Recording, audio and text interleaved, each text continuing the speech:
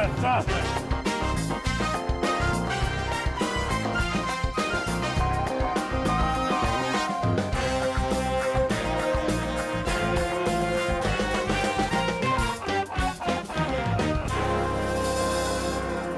I'm Max Keiser. Welcome to the Keiser Report. Yeah, what happens when, as we saw after World War I, a bunch of European countries just show up in the Middle East and draw lines all over the map and say, oh, these are the new countries, we don't care about the history or culture. Well, flash forward to 2014, and you end up with Islamic State, or ISIS. Stacey?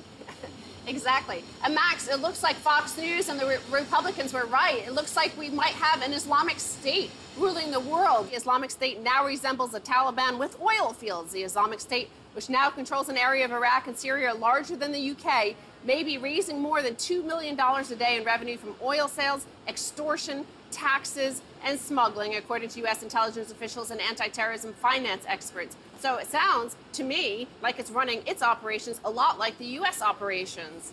Yeah, Islamic State is a bold new startup. I mean, think about all the startups you have. They're called disruptors, aren't they? They take advantage of social media. They've got ready access to currency. They're able, in this case, to do $2 million a day in revenue. But some are asking, when is Goldman Sachs going to take Islamic State public? I'm sure that America would buy into it, CNBC would report on it, and they could be a huge IPO. Well, the danger to, I think, you know, Fox News and the Republican Party was right. A few years ago, they said during Obama administration that we would become an Islamic State here in the United States. Well, the danger of that coming true is in this next factoid here, Max, about them. With his control of 7 oil fields and 2 refineries in northern Iraq and 6 out of 10 oil fields in eastern Syria, the terror group is selling crude at between $25 and $60 a barrel. That's up to 75% discount. Americans, of course, their number one concern always is the price at the gas station pump. Right, they're disrupting the cartel. You know, oil has been a cartel, pricing like a cartel. Now Islamic State's coming in and they're underpricing the current cartel price. And as a result, they are set to become a huge player in this global geopolitical arena of oil and weapons. And the other thing I thought when reading this that reminded me of how the American, you know, mafia state, how any state really, but the America is the empire now, is, you know, the Islamic State, ISIS, whatever you want to call them, Nusra Front, whatever they started out as, they keep on changing and adopting a new flag, a new logo, a new brand. And one of the things that they do is they shake down the local population. They take a cut of all bank robberies, for example. So, of course, in the U.S., they've taken a cut of the massive wealth with the robbery that happened during the 2006, 7, 8 period. Well, remember during the Somali pirate crisis just a few years ago, the Somalis were, you know, pirating off the shore of Somalia, and then they created a stock exchange where you could buy stock in future pirating excursions. The real estate in Kenya skyrocketed in value because all the cash coming in from the Somali pirates. And so Islamic State, I think, looked at that and said, you know what, there's a lot of money to be made out there. We just carve out a state called Islamic State or whatever, or Iraq and Syria. And, you know, these lines in the Middle East, as I said before, are just randomly drawn to begin with. There's no real reason for them. It's just all been basically politics-driven. So as a result, it makes perfect sense. That could be them building the 50-story tower behind us. By the way, this view will no longer be available pretty soon, as in they're building a 50-story tower. So if you hear noises out there, it's just the Islamic State or whoever, I don't know, one of these groups. Maybe it's the Somali pirates who learned from the Dutch East India Company, of course. But, you know, running these, you know, these sort of operations, as the U.S. has found, as every empire before the U.S. has found, and now as Islamic State is finding, according to the Bloomberg article, they say that still, while ICE may now be the wealthiest terrorist group on the planet, war fighting and administering territory is expensive, the official said. And although the Islamic State is flush with cash now, a key question is how sustainable its self-financing will be. Because the flip side of the self-sufficiency is that there's a lot of territory that they control now that has no oil wealth. And these are the ones that are sucking the state, the Islamic State, dry by all these people. You know, they want to be paid to sweep the streets, they say in the article. So they're costing money, but not giving any money to Islamic State, and complaining and signing up for the welfare rolls and all that sort of stuff that the Islamic State now has to take care of. Right, so to put this into context, comparing it to America, For example, when Fox News talks about the parasite liberals, you know, you hear this often from Bill O'Reilly or Sean Hannity talking about the parasitical liberals. Over there in Islamic State, this would be equivalent to the apostate. So the apostate, you know, they're not totally driven by the ideology of the red state, that is IS. Well, but in a way, if you're really anti-state, you would be for these parasites because they suck the state dry and force it to collapse. So already, in this Islamic State is the genesis, the birth, the seeds of its destruction, because it has to take care of these people who have no oil wealth. And that's also, I think, does show you a lot about what the world, the facts of the world. The oil-rich areas are rich. The empires always want to control the rich areas, the oil, in this case, it used to be gold during the Spanish Empire. Right, well, Islamic State are a classic example of libertarianism. So I'm sure that all the libertarians in America, like we hear from the folks over there at various universities, would be completely in support of the Islamic State because they're practicing libertarianism to its fullest extreme. So, of course, libertarianism means don't take care of the sick, don't take care of the elderly, don't give women any kind of rights. Exactly what you see in America, exactly what you see in the red states, exactly what you see in America version of libertarianism. It's just suck all the cash dry, and everyone else can die. The other thing I thought when I was looking at this to compare it to the U.S. and things that we understand and know and see in our own backyard is that the Islamic State is self-financing not only through oil, but through shakedowns and harassing the local population. So this also makes it more difficult for the U.S. to apply sanctions like they could for Al-Qaeda and bin Laden's operation, for example. They said because all their donations came from outside and they could cut off that source of funding. Well, here I'm looking at the harassment and what we see, economic harassment. Economic harassment and the Ferguson crisis.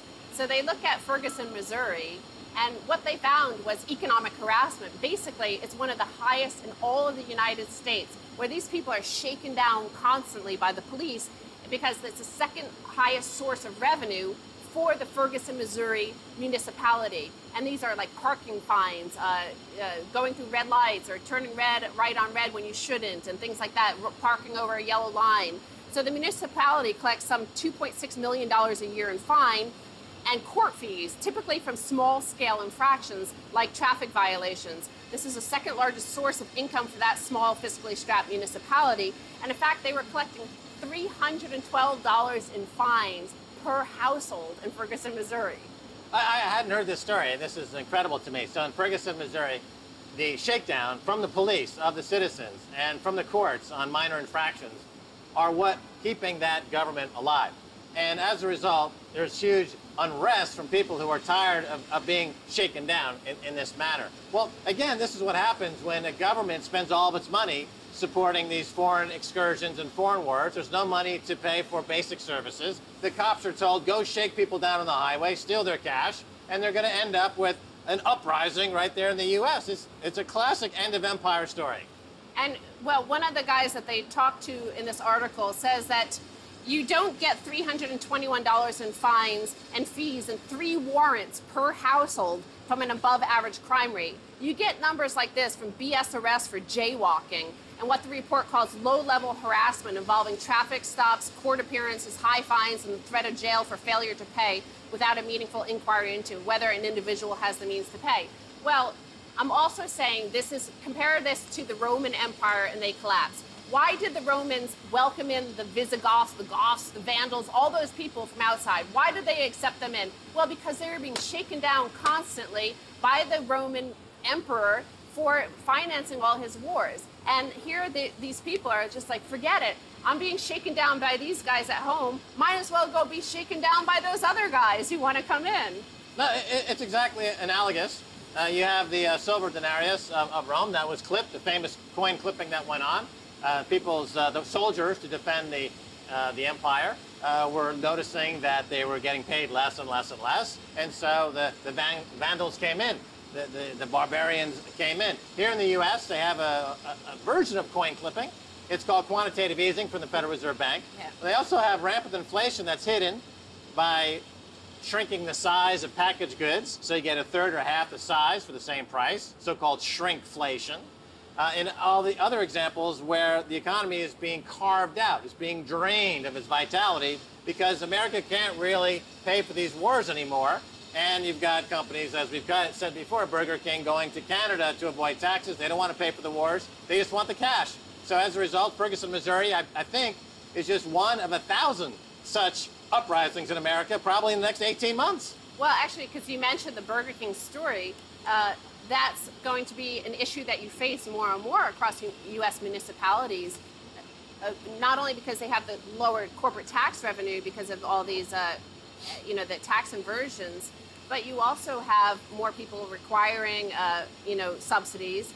And you also are going to see, the retirees from these municipalities also demanding more and more of these shakedowns. So it becomes a point where all of these people in this town, they're incurring a criminal record because of these debts that are for small-time jaywalking. Oh, by the way, I must tell the international audience, because this hasn't really hit the rest of the world, that you get fined for jaywalking, walking across the street. It's only a concept in America that was brought in by the car lobbyists anyway, decades ago, because so many pedestrians were being run over by cars, and it gave bad headlines. So what they said is, let's make it, they're the stupid as a jaybird.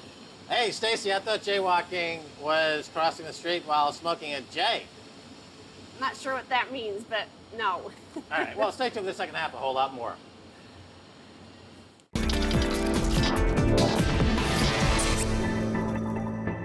Welcome back to the Keiser Report. I'm Max Keiser. Time to turn once again to Trace Mayer. He is the leading monetary expert on Bitcoin and gold. You notice I said that you were the leading monetary expert.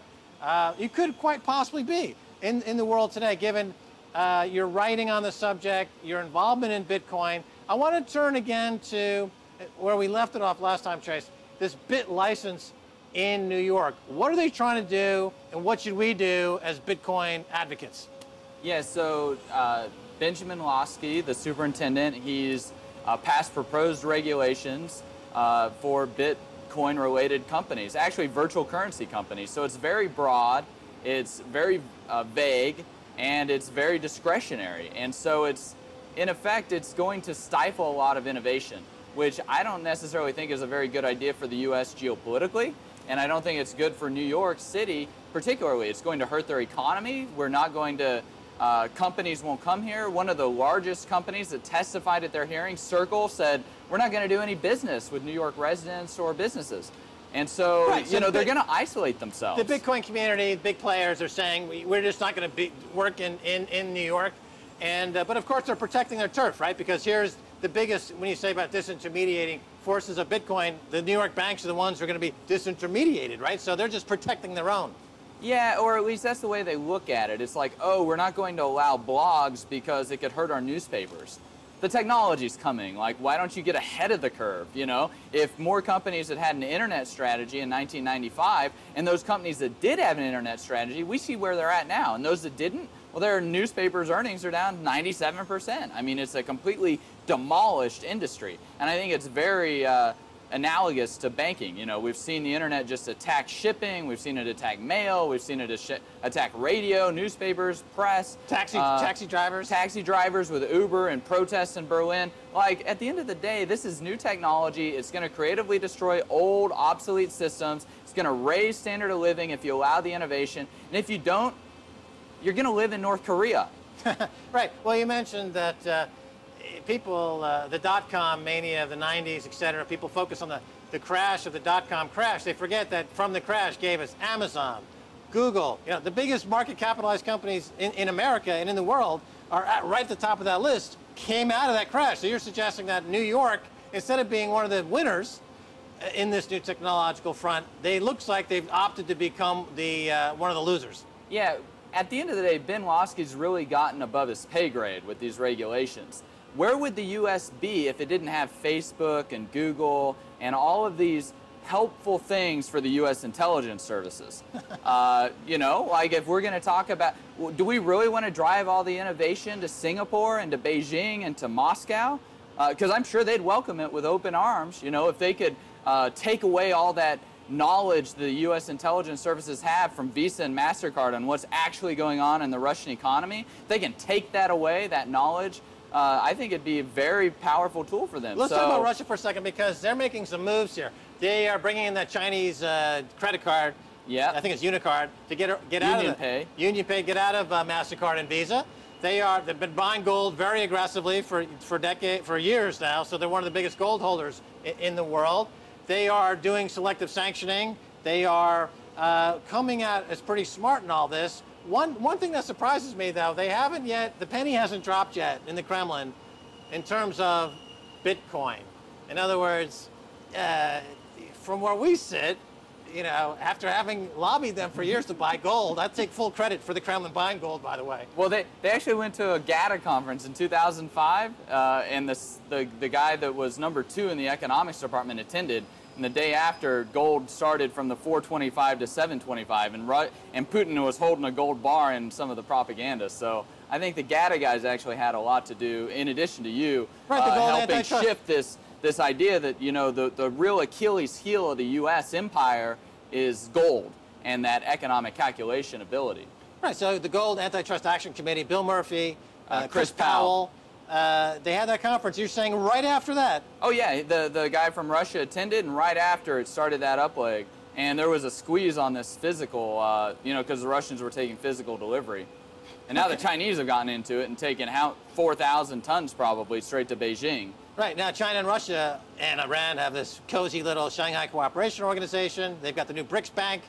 They're just getting out of the dollar, Chase. I mean, would I be foolish to hold my dollars, I think, right? Oh, yeah. Dollars are kind of a bad idea. I mean, good in the short term because it's world reserve currency. We're in a great credit contraction. It's deflationary. But long term, like, everything's stacking up against the dollar. But I mean, I love gold, but in a lot of ways it's obsolete. Because we got this new technology with Bitcoin. You can't email gold around. Like, how do you solve the payments problem with gold? I mean, you can't really do that. So, like, I see Bitcoin and gold as just very symbiotic. What about in Germany is a great example. They want their gold back from, I guess it's New York. I see you laughing. Well, it's not nice to laugh at the Germans like this. You think Angela Merkel likes to see Trace Mayer laughing on the Keiser report? Are you trying to suggest that they'll never see their gold? Well, I was actually laughing right in the face of one of the Bundesbank guys. I was at a conference, and a guy from the Bundesbank was there, and there was another person from another large European bank. And it was during one of the breaks, and the Bundesbank guy was actually he liked Bitcoin, so he was talking to me because I was presenting about it. And I asked him, I was like, you know, how's getting your gold back going? And he starts dancing, you know, and the other guy's like, well, we both know why. And I said, yeah, because you're occupied. So, I mean, they're not going to get their gold back. They're occupied. They got how many tens of thousands of American troops in Germany? Like, they do whatever the U.S. says, and so does Japan. And so, like, okay, Angela Merkel, you get spied on. What are you going to do about it? You're going to not renew the military base? You're going to tell the U.S. to leave? That's the only real option that they have. Otherwise, they just get to do whatever the U.S. tells them to do. Now, according to Jim Rickards, who we've had on the show a few times, he's author of Currency Wars, Death of the Dollar. I was talking to him about this recently, and he's like, well, Germany doesn't really want their gold back because as long as it's in New York, it can be manipulated. The U.S. can, like, confiscate it, they can hypothecate it, they can re-hypothecate it. Right, but he's saying they want it to be manipulated as a way to support the current system because they want a rollout of special drawing rights from the IMF, and they don't really want to go back to a hard currency, a gold-backed currency. But it seems to me that if we're really entering into a vicious currency wars like I think we are, then A, you would want your physical gold in your country, number one. And number two, unlike Rickards, I think this whole idea of geopolitics and Bitcoin has to be explored. I think looking at his books, they fall short of taking it to the 21st century. He's very much a 20th century currency warrior. He's not part of the 21st century in this Bitcoin development. Is it fair to say that you could wage global currency war, and I'm talking about $100 billion transactions of major currencies in Bitcoin on the blockchain? Is that possible? Is the security there? Is the liquidity there? Is that possible, Trace? Yeah, the liquidity is not there yet. The security is getting there. At Armory, we've built out the tools. We've built out cold storage, multi-signature. We're building out the security there. Bitcoin's extensible, so you can keep building it, building out features to it. you know, Jim Rickards' Currency Wars, great book. I think he presents a very strong case, a very strong analysis. But at the end of the day, it's a chessboard that existed, you know, in the past. We got a new chessboard now, and unfortunately, Jim Rickards doesn't really understand the technological innovation with Bitcoin. And so he can't provide a real succinct analysis because he just doesn't understand it. Not that he can't understand it, but he hasn't really, you know, Bitcoin's created by a bunch of PhDs in math and computer science and distributed systems. It's highly complex. Like, you don't just get it and you can't just gloss over it. Otherwise, you have a very superficial analysis of it. Let's take a look at this geopolitical chessboard. And I didn't mean to put you on the spot here, but I mean, think of it, I remember the old game we had as a kid, Risk, you know, it was a geopolitical game and you're moving pieces around. But how would this potentially, obviously Russia's the one that comes to mind right off the bat, because they're being targeted by the IMF, who's got this ridiculousness going on in the Ukraine on behalf of the IMF to secure agricultural production in the Ukraine. Let's be honest, it's got nothing to do with Russia. It's about the IMF and the West wanting that agriculture product, and they want the military bases there. So, isn't it? Why don't they start to get more? Maybe they are. What are you hearing? We're building the tools for them. Yeah. Like, here's a great example. With BitPay, we have Jeff Garzik, a Bitcoin Core developer that we've hired, and he built out a lot of the payment protocol. How could the payment protocol be applied in the Ukrainian situation? Well, with the payment protocol, you can authorize a transaction up to a certain amount of Bitcoin, and then you make lots of microtransactions, and it draws down against it, and then you settle it all in one big transaction. But you know that you're going to get paid at least for whatever you've shipped through the oil pipeline, for example. And so if there are no Bitcoins to authorize a shipment of oil, like Russia just wouldn't send them, as each barrel of oil goes through the pipeline, you're getting paid your Bitcoins in a non-reversible, non-forgeable, non-sanctionable way, and then okay, so you got the private keys yourself. You're not like letting somebody else hold your gold. You're not letting somebody else hold your Bitcoins. You're doing it all in this disintermediated way. So this leverages the open ledger of Bitcoin, which is this open accounting ledger. There's private keys associated with it. So you can parse out a deal over a year or 18 months for oil through a pipeline, through that territory, and you can do it in a way that is completely above board and trustworthy on the open ledger. It's irreversible using these private keys. You don't need the US dollar. Oh yeah, you don't need the US dollar, but one, you don't need any centralized. So you don't need SWIFT, you don't need like all of these tools. Don't need the lawyers. You don't need the contracts. Well, the contract, you can actually build the contract into the transaction, using the Bitcoin protocol. So it's all in the math. Like, you see it all in the computer language there. Right, so Russia, China, Brazil, Iran, they've got the new BRICS bank. Even if they don't use Bitcoin as let's say, a reserve currency, they would still want to use the blockchain as a way to make it cheaper for them to do various currency swaps and everything else they need to do. Oh yeah, and you can.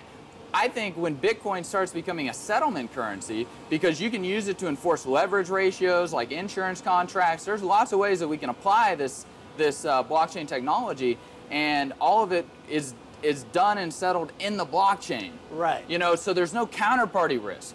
It's a huge deal. No Fannie Mae, Freddie Mac, Lehman Brothers, bailouts, like none of this stuff. Settlements are done on the blockchain.